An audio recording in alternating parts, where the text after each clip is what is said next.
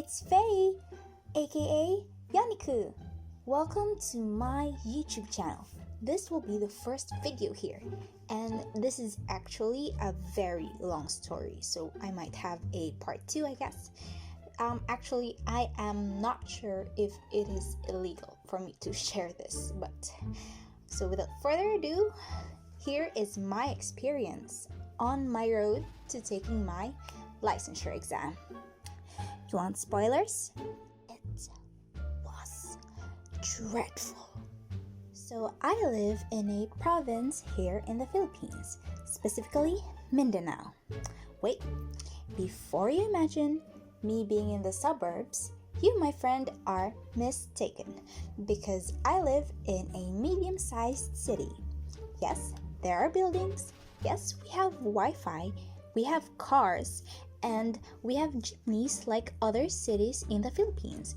And no, it isn't pulled by some carabao, or what you might call a water buffalo. Well, I just wanted to get that out of the way because, I don't know, a lot of people might have thought of us being savages or something, but whatever. Okay, now, I was enrolled in a review center, and they were the ones who planned our stay and accommodation in the neighboring city, which is 2 hours away, where the exam was going to be held.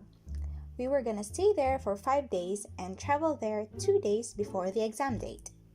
So the day finally came, and when we got to our hotel, we were then led to a conference room, since we were still going to have our 2-day final coaching, which, by the way, didn't really help on the actual exam, but hey, the more info the better. I was with one of my best friends, Verica, all throughout this journey. We've been together since 4th grade, so yeah, we pretty much were attached to the hip. The next day at 4 p.m., we were then encouraged to go out and see where our assigned rooms and schools were. Fortunately, Verica and I were assigned to the same school. We then set out to find the school and our assigned rooms. Guys, it took us forever to find it. You know that moment when Google Maps tells you where to go, but then the road it told you to pass was actually a private property? Yes, that happened, so we had to turn back and find another route. We were on our own, by the way. We had no local guides to tell us where to go. We went as far as going to a very narrow alley when finally a Sika driver told us that the school was actually on the highway. Okay, for your information, SICAD is a transportation, quote-unquote, vehicle where a bicycle is attached to a makeshift sidecar.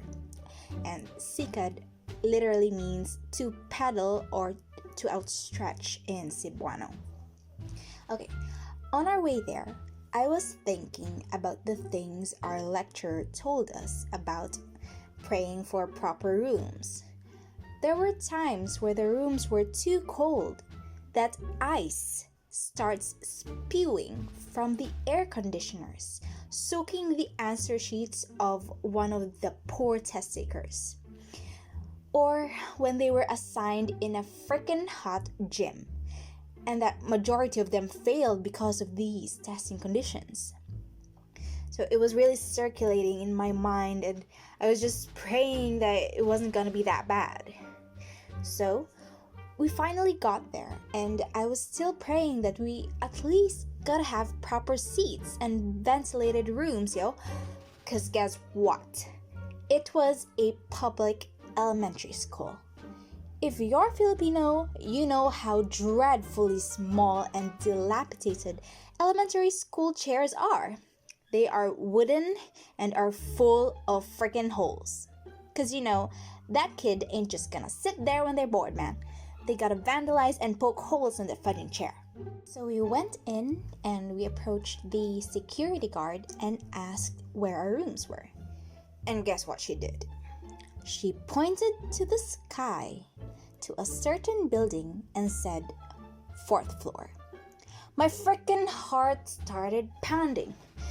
I was preparing myself for the worst, but guys, it was way worse. It was on the freaking top floor.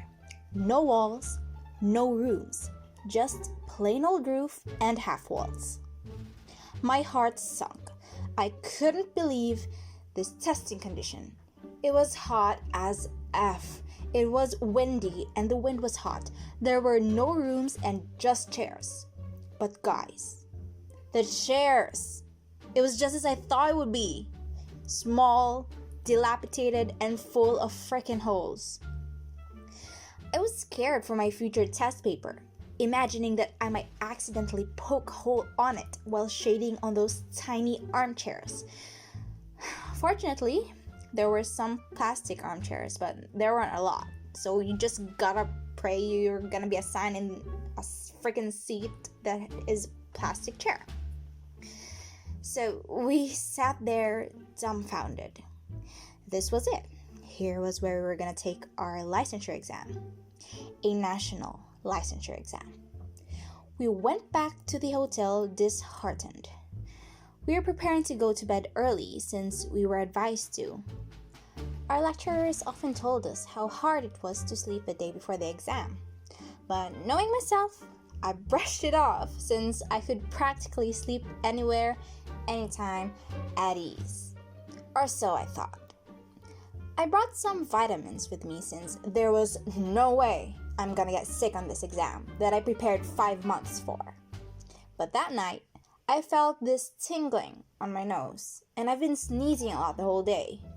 So I did what all sane Filipino would do. Drink my vitamin C. But wait, the vitamin C I usually drink was called Enervon C. And its catchphrase? More energy, mas happy. Which roughly translates to, the more energy, the happier. So duck me and my stupid ass for taking that pill. Cause guess who didn't sleep until 2 a.m.? You guessed it, me. I have no idea what else was in the vitamin pill, but at least I've proven that it really does give you more energy and whatever. It gives you more energy, enough so that you can't get sleepy, or you ain't getting any sleep, man. Verica was asleep, and there I was, shutting my eyes, but I couldn't sleep. I was shifting and tossing around so many times. And when I finally had this courage to reach out of my phone and see what time it was like 1:56 a.m. And I didn't care anymore. I didn't use YouTube. I usually watch ASMR to go to sleep. But since our freaking Wi-Fi in our hotel floor, wouldn't connect to when we are in our room. So if I wanted to connect to the internet, I had to use my cellular data. So what I did, I watched ASMR, turned on my cellular data, and didn't care if it runs out. So that was it. I was finally able to sleep. Then the next day came. It was finally day 1 of the exams. When we got there, we were then seated on our assigned seats. Surprise, surprise! Unfortunately, I was assigned to a tiny-ass wooden chair and with its armchair full of holes. Lucky me. I shrugged it off since there was nothing else I could do. Then it started. It was getting hot, and we were still filling in our information on this precious piece of paper. Then we were finally handed the actual scansion answer sheets. These babies should not be marked in any way except for the shading of answers and the subject of the test. Any fluids, accidental marks, etc. would yield an error on the scansion machine, because apparently in this high-tech world they haven't fixed that. My hands started sweating because of the temperature, but I came prepared. I brought my jet black artist glove. You know that glove that only covers the edge of your palm and the last two fingers? That one. Then the proctor approached me and asked me what that was. I answered, a glove, because my hands are sweaty. She then asked someone in charge if that was permitted. It was not. By then, I just could not. I could not. I cannot take it anymore. It was the worst test I've ever taken. The questions were hard. It was freaking hot. My chair was full of holes. My hands were sweaty, so I had to put my hand on my handkerchief every time I shaded. The other test takers' papers were flying because of the wind. It was a shithole. And that was day one. Since this got a tad bit too long, I'll just cut this here. I'll be uploading part 2 soon with what happened on day 2 of the exams. Because if you think that was it, nope, things got worse.